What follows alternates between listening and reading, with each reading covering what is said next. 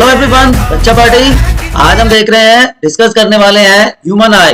As you can see here human eye, और साथ में क्या लिखा हुआ है, द कलरफुल वर्ल्ड। तो वो स्ट्रक्चर, वो पार्ट ह्यूमन बॉडी का जिसकी हेल्प से हम ये कलरफुल वर्ल्ड देख पा रहे हैं, चाहे वो एक ब्यूटीफुल फ्लावर है, चाहे वो डिफरेंट टाइप ऑफ बर्ड्स हैं, एनिमल्स हैं, every creation of the God जिसकी हेल्प से हम देख पा रहे हैं, दैट इज आई, राइट। तो सबसे पहले हम बात करने वाले हैं कि अगर किसी हेल्दी ह्यूमन बीइंग की हम बात करें, इन ए हेल्दी ह्यूमन बीइंग एक स्मॉल इन्वर्टेड रियल इमेज बनती है ऑब्जेक्ट की रेटिना पर। ये जो स्ट्रक्चर है उन रेटिना ऑफ आई, ये ऑब्जेक्ट है, इसकी रियल बनेगी बट इन्वर्टेड इमेज बनेगी। और इस रेटिना का काम क्या है, उस इन्वर्टेड इमेज को सीधा करके दिखाना।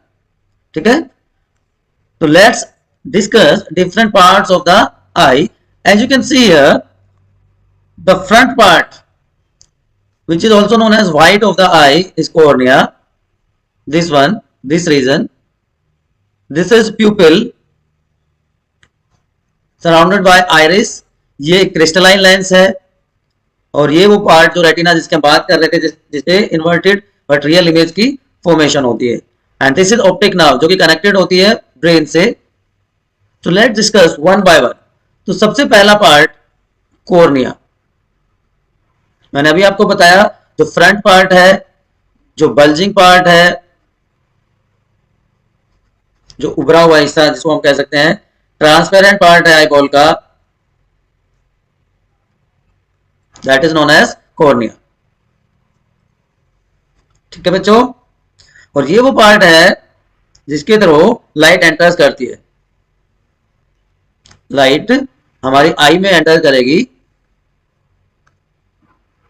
through this thin membrane. Clear to everyone?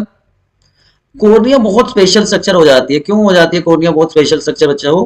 Cornea एक एवेस्कुलर पार्ट है। एवेस्कुलर का मतलब होता है जिसमें कोई ब्लड सप्लाई नहीं है, no blood supply is there. And secondly,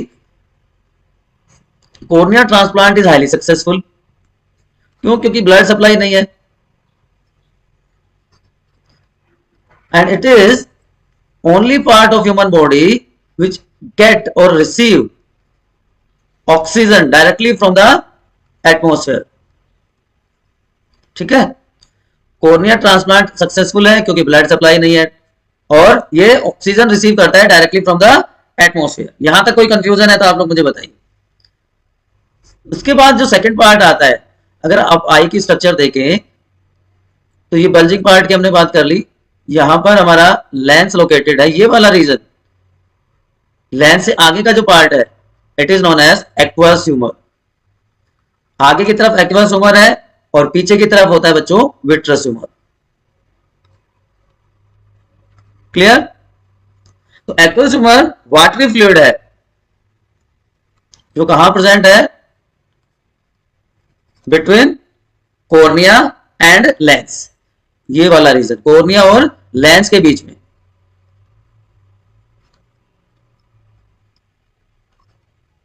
और सेकेंड पार्ट जो आ जाता है यहां पर, that is vitreous humour. Vitreous humour is jelly like. ये वाटरी फ्लूइड है, ये जेली लाइक फ्लूइड है। और ये कहां प्रेजेंट है, बिटवीन लेंस, और पीछे जब हम जाएंगे तो यहां पर आ जाएगा हमारा रेटिना। तो रेटिना और लेंस के बीच में जो फ्लूइड भरा होता है, दैट इज विट्रस ह्यूमर। तो दोनों अलग अलग टाइप के फ्लूइड है, aqueous humour and vitreous humour. जो विट्रस ह्यूमर है, अगर ये किसी भी रीजन से लॉस्ट हो जाए, it can not be replaced, ये दोबारा नहीं बनता। बट एक्वस ह्यूमर बार बार बनता रहता है। तो ये दोनों फ्लूइड इंपॉर्टेंट हो जाते हैं हमारे लिए। Next part is iris. Diagram में हमने देखा था, this region is known as iris. तो आइरिस क्या है और क्या काम करता है? डार्क मस्कुलर डायफ्राम है कॉर्निया और लेंस के बीच में। मस्कुलर डायफ्राम बिटवीन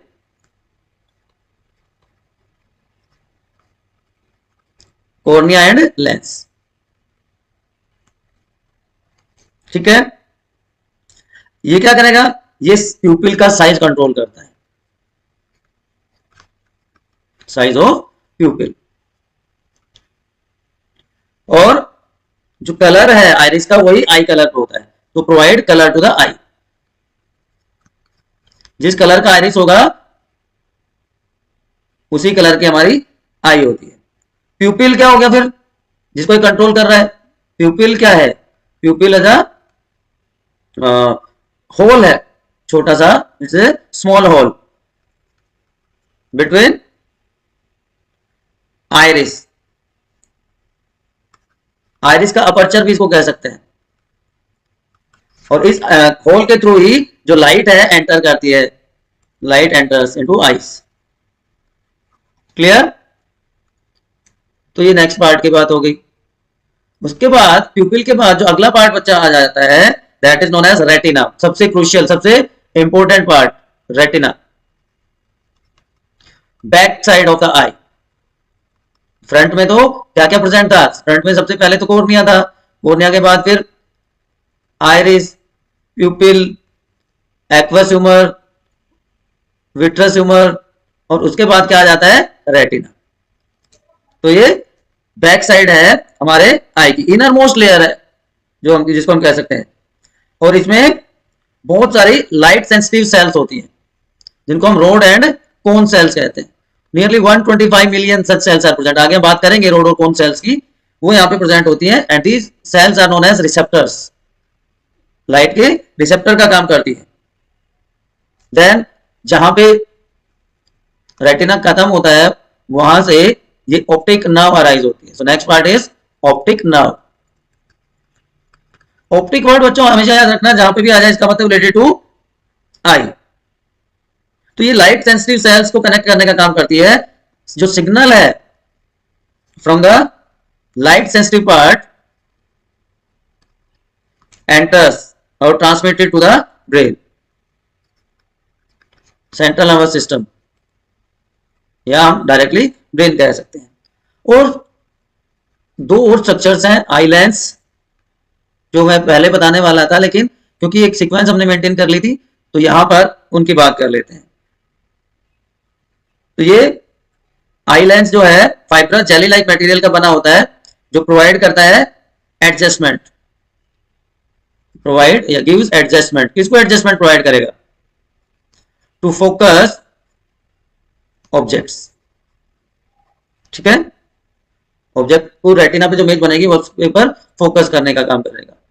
और उस ये लेंस अपनी पोजीशन में होल्ड रहता है with help of ciliary muscles, hold the eye lens in correct position and modify the curvature of the lens।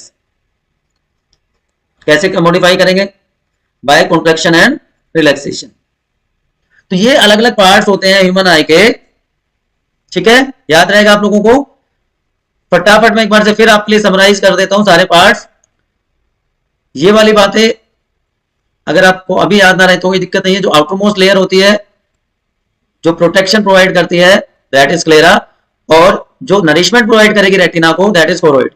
उसके बाद रेटिना आ जाता है, बैक साइड से रोड और कोन सेल्स होती हैं जो रिसेप्टर का काम करती है। Ciliary body curvature of the lens को मेंटेन करता है और लेंस को अपनी पोजीशन में होल्ड करने में हेल्प करता है। Iris control the प्यूपिल size and amount of light entering into the आई। प्यूपिल वो होल है आइरिस में जो लाइट को आने देता है। लेंस अकोमोडेशन, अभी बात करूंगा मैं अकोमोडेशन क्या होता है। कॉर्निया फ्रंट बल्जिंग पार्ट है। उसके बाद ऑप्टिक नर्व की मैंने बात बताई आपको, इंपल्सेस सेंट्रल नर्वस सिस्टम में भेजता है। तो जहां से बच्चों ऑप्टिक नर्व की एंट्री होगी ना हमारी आई में, उसके जो एजेस होंगे, जो कॉर्नर्स होंगे, वो लाइट इंसेंसिटिव होते हैं, वहां पे कोई इमेज फॉर्मेशन नहीं होती। And that part is known as blind spot, क्योंकि ना वहां पे कोई रोड सेल है ना वहां पे कोन सेल्स होती है, कोई रिसेप्टर सेल्स वहां पे प्रेजेंट नहीं होती। और कोन्स में एक छोटा सा एरिया जो कलर्ड विजन में हेल्प करता है that is known as fovea. तो ये अलग अलग पार्ट्स हैं ह्यूमन आई के। अभी मैं बता रहा था आपको accommodation of eye. What is this accommodation of eye. जो सिलरी मसल्स है बेटा वो क्या करती हैं, they hold the lens properly. तो जो सिलरी मसल्स हैं ये आई को फोकस करते हैं नियर और फार ऑब्जेक्ट्स पे फोकस करने के लिए। कैसे, by changing the shape of the lens. तो जो फोकल लेंथ है वो चेंज होती रहती है हमारे आई की तो ये प्रोसेस क्या कहलाती है? अकोमोडेशन, एडजस्टमेंट, जिससे एक शार्प, एक क्लियर इमेज की फॉर्मेशन हो पाए रेटिना पे, चाहे ऑब्जेक्ट पास में है चाहे ऑब्जेक्ट दूर है। देखिए अभी ऑब्जेक्ट दूर है, डिस्टेंट ऑब्जेक्ट आपको दिख रहा है, and this is a near object. तो दोनों केसेस में इमेज फॉर्मेशन यहाँ पे रेटिना पे हो रही है। क्लियर? चलिए अब हम बात करते हैं defects of the I. 4 common defects की बेटा हम यहाँ पे बात करेंगे। सबसे पहले जो ऑब्जेक्ट है, सॉरी जो डिफेक्ट है, that is known as myopia और शॉर्ट साइटेडनेस, है ना। तो जिसकी मायोपिक आई हो जाती है, जिसको मायोपिया हो जाता है, वो पास के ऑब्जेक्ट को देख पाता है। देखिए उल्टा है इसमें, पास के ऑब्जेक्ट तो पास क्लियरली दिख पा रहा है, लेकिन दूर के ऑब्जेक्ट को नहीं देख पाता। ठीक है, कुछ मीटर्स की चीजें उसको नहीं दिखती। क्यों? कि जो इमेज है ना ऑब्जेक्ट की, वो रेटिना से पहले ही बन जाती है। रेटिना पे बनने की बजाय रेटिना से पहले बन जाती है। क्यों होता है ऐसा? इसका रीजन है कि जो फोकल लेंथ है हमारे लेंस की, वो कम हो जाती है, या जो आईबॉल है वो इलोंगेट हो जाती है। ठीक है, कैसे होता है? देखिए, ये देखिए यहाँ पर नॉर्मल आई है, ये लाइट रेज फोकस कर रही है, लेंस के थ्रू पास होकर यहाँ पे इमेज बन गई, क्लियर इमेज की फॉर्मेशन रेटिना पे बन गई। Least distance of distinct vision क्या होता है? वो मिनिमम डिस्टेंस जहां से हम ऑब्जेक्ट को, दो ऑब्जेक्ट को क्लियरली अलग अलग देख पाए, that is known as least distance of distinct vision. वो ह्यूमन आई के केस में 25 सेंटीमीटर होता है। इसको नियर पॉइंट भी बोलते हैं। तो नियर पॉइंट क्या होता है? 25 सेंटीमीटर। और far point normal human eye के लिए क्या होता है? इंफिनिटी। तो मायोपिक आई में जो इमेज बननी थी रेटिना पे, वो कहां बन रही है? Before retina. ठीक है, तो इसको हम कैसे ठीक कर सकते हैं? It can be corrected by using concave length of suitable focal length. तो यहां पर हमने एक फोकल लेंथ रख दिया जो कि हेल्प कर देता है उस इमेज को दोबारा से रेटिना पे बनने। तो कॉनकेव लेंस को यूज करके मायोपिया को हम करेक्ट कर सकते हैं। Is it clear? चलिए दूसरी बात या दूसरा डिफेक्ट जो है, दैट इज हाइपरमेट्रोपिया और लॉन्ग साइटेडनेस। उल्टा इसमें लॉन्ग साइटेडनेस है, मतलब दूर की चीजें तो दिख रही है लेकिन पास की चीजें नहीं दिखती। तो रीडिंग मटेरियल है वो 25 सेंटीमीटर से दूर रखना पड़ता है आई से, है ना। तो ये क्यों होता है? इसमें वहां पे फोकल लेंथ कम हुई थी, यहाँ पे फोकल लेंथ बढ़ जाती है, और वहां पे आई बॉल का साइज बड़ा हो गया था, यहाँ पे आई बॉल का साइज कम हो जाता है। और जो इमेज रेटिना पे बननी चाहिए मायोपिया में पहले बन गई थी, अब यहाँ पे जो रेटिना है उसके पीछे बन जाती है। तो दोनों ही केस में इमेज रेटिना पे नहीं बन पाती। ये देखिए यहाँ पर least distance distinct vision 25 centimetre है, नॉर्मल आई में इमेज रेटिना पे बनी।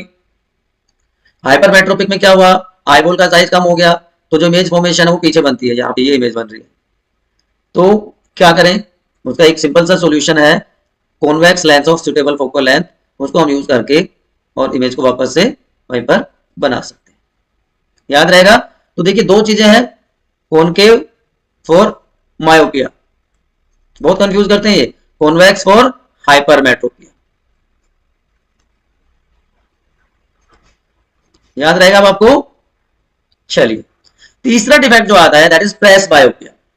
जैसे जैसे एज बढ़ती है, एडवांसिंग एज के साथ साथ ओल्ड एज में जो अकोमोडेशन पावर है ह्यूमन आई की वो डिक्रीज हो जाती है, या जो लेंस है वो ओपैक होने लगता है, धुंधलापन आ जाता है। तो जो ओल्ड एज पर्सन है they can not see near objects comfortably या क्लियरली। ठीक है, तो ये क्यों हो रहा है? वीकनिंग ऑफ सिलरी मसल्स और जो फ्लेक्सिबिलिटी है आई लेंस की, जिसकी वजह से अकोमोडेशन नहीं हो पा रहा, है ना। अब अगर किसी पर्सन में मायोपिया भी हो जाए और हाइपरमेट्रोपिया भी दोनों हो जाए, तो उस कंडीशन में क्या करना पड़ेगा? उस पर्सन को बाइफोकल लेंसेज यूज करने पड़ेंगे, जिसमें कॉनकेव भी होगा और कॉन्वेक्स लेंस भी होगा।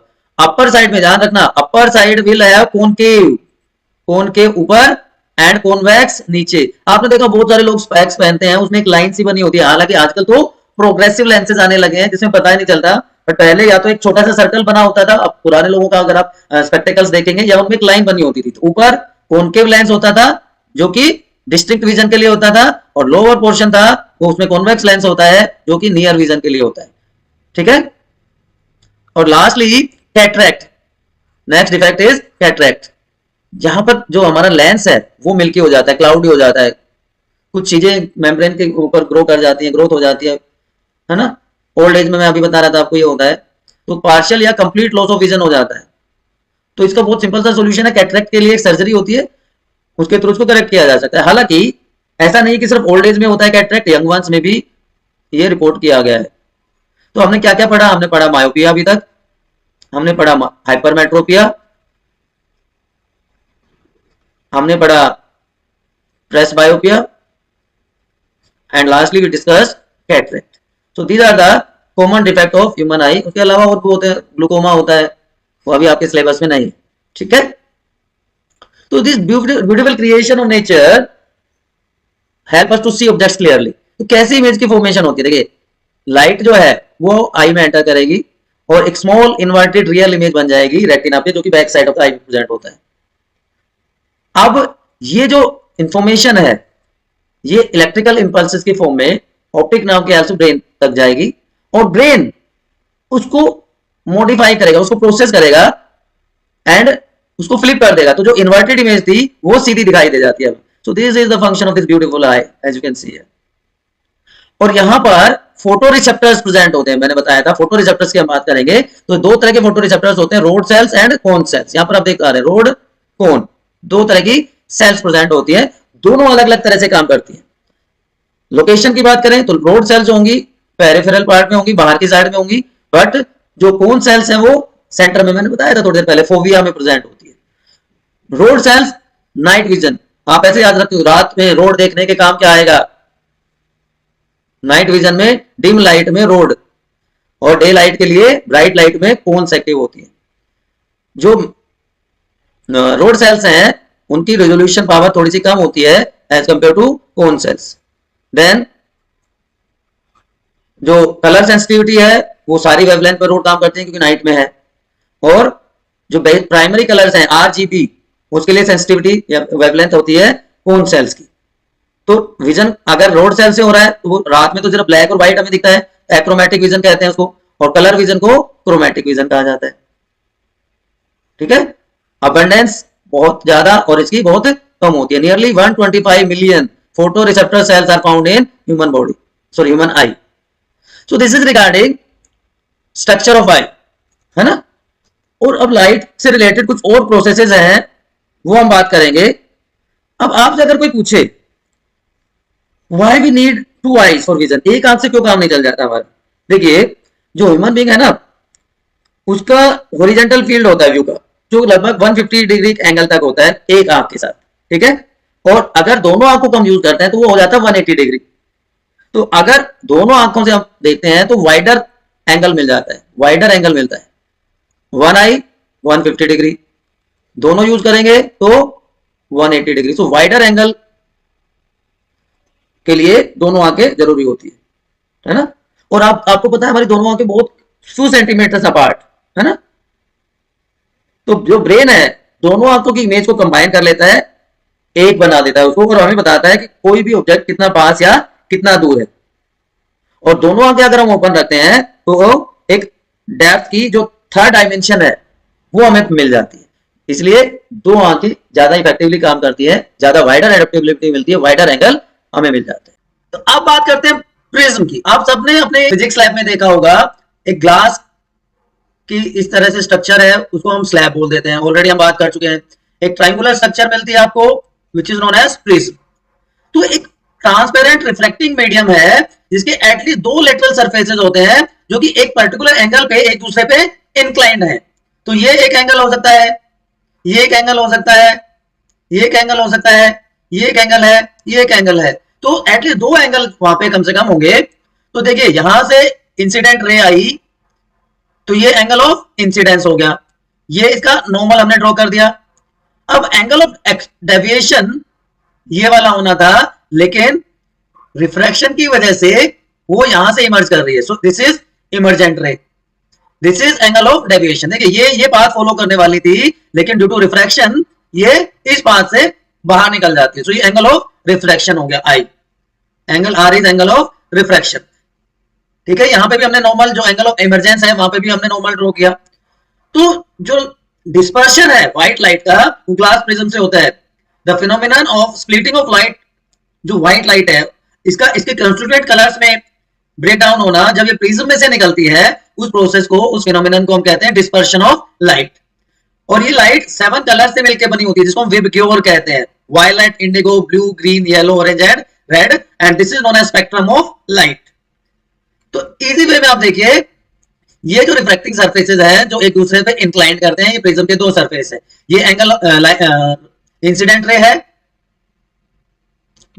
दिस इज इंसिडेंट रे,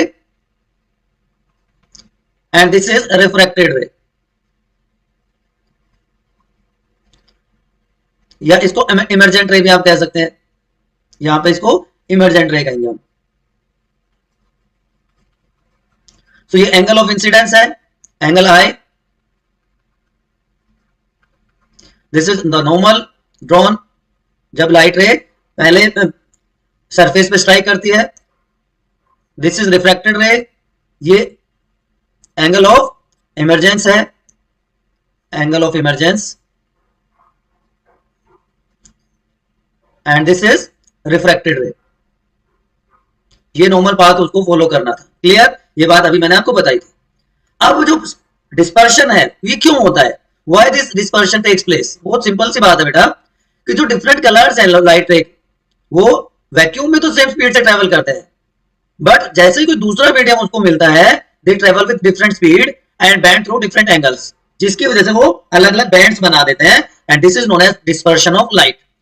तो यहाँ पे देखिए अलग अलग वेवलेंथ है, रेड का जो डेविएशन है सबसे कम है, और वायलेट का डेविएशन सबसे ज्यादा है। So the phenomena of splitting of white light into its 7 constituent colours is known as dispersion, और ये हमें जो मिला दिस इज स्पेक्ट्रम। विबग्योर जो हमें मिला है that is spectrum of light. अब अगर हम उल्टा कर दें, अगर इन 7 कलर्स को अगर हम फास्ट स्पीड पे रोटेट करवाएंगे तो व्हाइट कलर हमें मिलेगा, and that is known as Newton's disc. Reversal भी हम इसका कर सकते हैं, उसके लिए हमें क्या करना पड़ेगा, देखिए ये करना पड़ेगा कि अगर हम दो प्रिज्म्स को एक साथ रखें तो रिकॉम्बिनेशन हो जाएगा स्पेक्ट्रम का, और वो दोबारा से व्हाइट लाइट हमें ऑब्टेन हो जाएगी। ये सीबीएसई में बार बार आता है क्वेश्चन, देखिए 16 में आया, 17 में आया, 20 में आया। तो reverse of dispersion is possible. How it is possible? कि दो प्रिज्म हमने लिए P1 and P2, and they are kept in such a way that जो रिफ्लेक्टेड रे थी, जो इमर्जेंट रे थी, वापस से कन्वर्ट कर जाती है, and single beam of light is passed, and this is white in colour, and अभी मैंने आपको बताया it is also known as Newton's disc. ठीक है? तो अगर दो प्रिज्म को एक को सीधा रखेंगे, एक उल्टा रखेंगे, तो लाइट रेज वापस से सिंगल लाइट की फॉर्म में बाहर निकलती है, that is known as Newton's disc. एक सिंगल लाइट मिल जाती है कलर की। Now how this rainbow formation occurs, आपने बहुत बार देखा होगा, तो ये भी लाइट का स्पेक्ट्रम ही है बेटा। उसमें 3 चीजें हो रही है, रिफ्रैक्शन हो रहा है, डिस्पर्शन होता है, एंड इंटरनल रिफ्लेक्शन है सनलाइट का बाय रेन ड्रॉप, जो कि स्फेरिकल रेन ड्रॉप है। ये एक रेन ड्रॉप है स्फेरिकल, सनलाइट इस पे गिरती है, देन रिफ्लेक्शन अकर्स, ठीक है, और वो डेविएट हो जाती है। डेविएशन के बाद वो एक पाथ फॉलो करती है और लीनियर हो जाती है, उसके बाद स्ट्राइकिंग करने के बाद जहां से वो इमर्जेंट हुई थी, जहां से वो आई थी, पैरेलल हो जाती है उसी के। थोड़ा सा और इजीली मैं आपको यहां पे बताता हूं। देखिए व्हाइट लाइट आई, यहां से strike to water droplet, water droplet से टकराती है, रिफ्लेक्शन हुआ क्योंकि दो अलग अलग सरफेसेस हैं, उसमें एंटर करती है, तो multiple reflection occur, total internal reflection occurs, and after striking this, जब वो बाहर निकलती है तो दोबारा से रिफ्लेक्शन होता है, और वो अपने कॉन्स्टिट्यूएंट कलर्स में ब्रेक डाउन हो जाता है, उसका डिस्पर्शन हो जाता है उसका। तो सबसे पहले रिफ्लेक्शन हुआ, फिर टोटल इंटरनल रिफ्लेक्शन हुआ, and ultimately dispersion occurs, and we see the beautiful colours, है ना। तो वाटर यहाँ पे जो वाटर ड्रॉपलेट है वो किसका काम कर रही है, यहाँ पे प्रिज्म का काम करती है, यहाँ पे जो रिफ्रैक्ट करती है लाइट रे को, देन उसका इंटरनल रिफ्लेक्शन होता है, and again after refraction it comes out and get dispersed. Is it clear now? अगर अभी भी कोई कंफ्यूजन, प्लीज आप कोई कंफ्यूजन अपने दिमाग में ना रखें, जो भी आपको प्रॉब्लम है दिमाग में आप उसको फटाफट से पूछ ले, ठीक है। चलिए, तो एक फिनोमिनन की हमने बात करी। दूसरी बात आती है एटमॉस्फेरिक रिफ्रैक्शन की वजह से क्या क्या होता है। अब रिफ्रैक्शन क्या होता है, जब दो मीडियम के बीच में रिफ्रैक्शन हो, जिसमें से एक हमारा एटमॉस्फेयर हो और दूसरा कोई भी सरफेस हो, then it is known as atmospheric refraction. सबसे कॉमन एग्जांपल है ट्विंकलिंग ऑफ स्टार। ये रिफ्लेक्शन की वजह से हो रहा है कि जो स्ट्रेट लाइट, जो स्टार की जो स्ट्रेट लाइट है वो अर्थ के एटमॉस्फेयर में जैसे ही एंटर करती है उसमें कंटिन्यूअसली रिफ्लेक्शन होता है until it reaches earth surface. अब जैसे ये अर्थ के सरफेस पे पहुंचती है और हमारी आईज में एंटर करती है, ये डिक्रीज कर जाती है continuously and star appears twinkling at night. ठीक है, तो twinkling of stars is due to atmospheric refraction. जो स्टार की एक्चुअल पोजीशन है वो डिफरेंट है उसकी रियल पोजीशन से, है ना। और जो अपरेंट पोजीशन है वो स्टेशनरी नहीं है, वो फिक्स नहीं है, ये चेंज होती रहती है क्योंकि एटमॉस्फेरिक कंडीशन चेंज हो रही है, डेंसिटी चेंज हो जाती है, टेम्परेचर चेंज हो जाता है जब वो ट्रेवल कर रही है। तो जो पाथ है लाइट का वो भी चेंज हो रहा है। कौन सी लाइट का? जो स्टार से आ रही है। तो amount of light entering our eye from a particular star increases और डिक्रीजेस विद टाइम। तो इसलिए कभी तो स्टार बहुत ब्राइट अपीयर हो जाता है, कभी फेंट अपीयर होता है and it results in the twinkling effect of stars due to changes in atmospheric conditions. ठीक है, एक और चीज आपने ऑब्जर्व करी होगी कि उनको जो पोजीशन है वो भी हमें अलग अलग टाइम पे अलग अलग दिखाई देती है। Star seems higher than they actually appear. देखिए यहाँ पे एक्चुअल पोजीशन है लेकिन हमें दिखता है यहाँ पे ए एक्चुअल पोजीशन है, बी पे दिखाई दे रहा है। क्यों? ऑप्टिकल डेंसिटी या रिफ्लेक्टिव इंडेक्स इंक्रीज हो जाता है और जो बेंडिंग है वो लाइट की ड्यू टू एटमॉस्फेरिक रिफ्रैक्शन। क्या हुआ? जैसे ही लाइट, स्टार की लाइट हमारे एटमॉस्फेयर में एंटर करती है, इट अंडरगोज रिफ्रैक्शन, उसका रिफ्रैक्शन हुआ और ये बैंड करेगी नॉर्मल की तरफ। जितनी बार भी रिफ्लेक्शन होगा वो नॉर्मल की तरफ बैंड करती जाएगी। आप इसको ऐसे समझ सकते हैं, यहाँ पे बैंड हुई, ये नॉर्मल हुआ इसका, तो नॉर्मल की तरफ बैंड होगी, फिर से रिफ्लेक्शन होगा, फिर से नॉर्मल की तरफ बैंड कर जाएगी and this continuously happens. Normal की तरफ ही ये बैंड करती जाएगी। सो जो अपरेंट पोजीशन है वो स्लाइटली डिफरेंट हो जाती है उसकी एक्चुअल पोजीशन से and star appears slightly higher than the its actual position. Continuous multiple reflection की वजह से बार बार वो नॉर्मल की तरफ जाती जा रही है और जो रियल पोजीशन है उससे वो ऊंचा दिखाई देता है। क्लियर? चलिए, तो ये बात हमने कर ली कि प्लेनेट क्यों ट्विंकलिंग ऑफ स्टार की हमने बात कर ली। प्लेनेट क्यों ट्विंकल नहीं करते? क्योंकि they are very close to each other, they are very close to each other. तो जो अमाउंट हमें ऑब्टेन होता है it is much higher than stars. ठीक है, सो जो भी फ्लक्चुएशन होता है, स्टार्स ट्विंकल क्यों कर रहे थे कि लाइट कभी ज्यादा दिखाई देती है, कभी कम आती है हमारी आईज पे, तो उसकी वजह से ट्विंकलिंग होती है। लेकिन यहाँ पे जो फ्लक्चुएशन है वो नेग्लिजिबल हो जाता है and constant amount of light हमें मिलती है। ठीक है, planets are much closer and have a collection of large number of sources of light.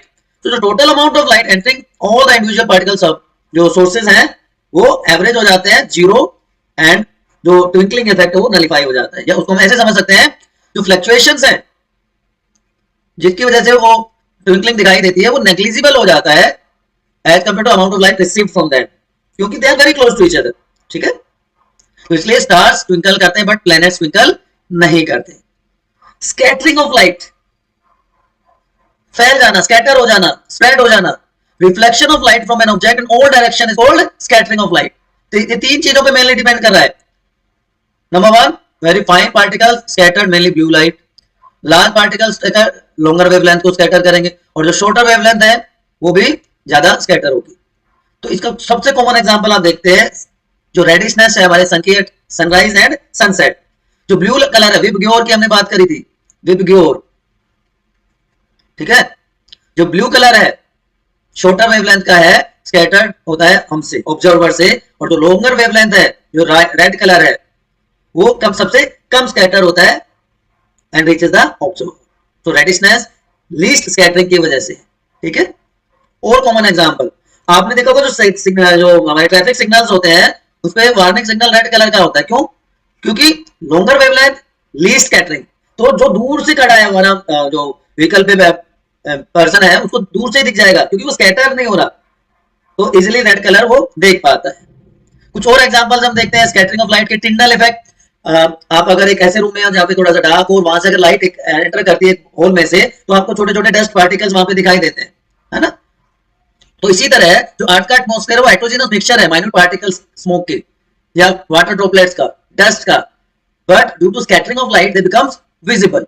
ठीक है, ब्लू कलर स्काई का भी मैंने आपको बताया क्यों होता है, due to scattering of sunlight, ज्यादा स्कैटरिंग हो रही है, तो molecule of air have some smaller size particles, ठीक है। तो जो स्कैटरिंग है ब्लू लाइट की वो शॉर्टर वेवलेंथ की है, ज्यादा स्कैटरिंग हो रही है, एंड स्कैटर्ड लाइट हमारी आंखों में आ रही है एंड स्काई अपीयर्स ब्लू, ठीक है। एक और common process, advance sunrise and delayed sunset, ये भी बार बार पूछा जाता है क्वेश्चन, हालांकि कुछ सालों में ये डिलीट हो गया है, बट आपको स्कैटरिंग जब आप पढ़ते हैं तो आपको पता होना चाहिए। ये भी वही बात है, apparent position and real position की बात है, कि जो सन है 2 मिनट पहले हमें दिख जाता है एक्चुअल सनराइज से, और 2 मिनट बाद तक दिखता है एक्चुअल सनसेट की। ये भी एटमॉस्फेरिक रिफ्रैक्शन की वजह से है कि यहाँ पे सनसेट हो रहा है जिसकी रियल पोजीशन ये है, रिफ्रैक्शन हुआ तो उसकी वजह से नॉर्मल की तरफ, ऑब्जर्वर की तरफ आया जो सनराइज सनलाइट है, और सेम चीज सनसेट के टाइम पे होती है, तो उसकी वजह से जो टाइम ड्यूरेशन है वो थोड़ा सा बढ़ जाता है, ठीक है। अब कुछ काम की बात आप सुन लीजिए लास्टली, जो कलर था सनराइज पे और सनसेट पे वो क्या होता है, फटाफट बताइए कमेंट सेक्शन में कैसा होता है। देखिए जब सनलाइट हमारे आंखों तक पहुंचती है तो, और सन जब होराइजन के पास है, तो जो सबसे ज्यादा डिस्टेंस उसको ट्रेवल करनी पड़ेगी एटमॉस्फेयर की थिकेस्ट लेयर से वो पास होगा, एंड वो फिर हमारी आंखों तक पहुंचेगा। होराइजन के पास जो सबसे ज्यादा ब्लू लाइट है शॉर्टर वेवलेंथ की, वो स्कैटर्ड हो जाएगी, ठीक है। और जो लॉन्गर वेवलेंथ की लाइट है वो हमारी आंखों में पहुंचती है। लॉन्गर वेवलेंथ की लाइट कौन सी थी, वीडियो आपने देखा था, तो इसका मतलब कैसा होगा, रेड। अगर अर्थ में कोई एटमॉस्फेयर ही ना हो तो कोई स्कैटरिंग नहीं होगी, स्काई कैसा दिखेगा, डार्क दिखेगा। इसीलिए जब हाई एल्टीट्यूड पे लोग जाते हैं तो उनको जो स्काई है वो डार्क दिखाई देता है, क्योंकि वहां पे स्कैटरिंग नहीं है, वहां पे एटमॉस्फेयर नहीं है। लेकिन सेम टाइम पे जो डेंजर सिग्नल्स है वो रेड कलर के क्यों दिखाए जाते हैं, क्योंकि रेड कलर सबसे कम स्कैटर होता है, चाहे फोग है, चाहे स्मोक है, चाहे डिस्टेंस है, उसका सबसे कम असर उस पर होता है, इसलिए वो रेड कलर के दिखाई देते हैं। तो अपनी ब्यूटीफुल आइज का ध्यान रखिए, कोई भी डाउट है तो यहां पर आना है कमेंट सेक्शन में, बायोनीति पर, आपके अपने यूट्यूब चैनल पर कमेंट में लिखना है क्या प्रॉब्लम है। अगर सब समझ में आ रहा है तो लाइक करना है, दूसरों को बताना है कि आप सब्सक्राइब करें, और वो कैसे कर सकते हैं, आप जितना ज्यादा शेयर करेंगे, ठीक है। पढ़ते रहिए, इसके PYQs नोट्स आपको साथ में मिल जाएंगे। Good luck.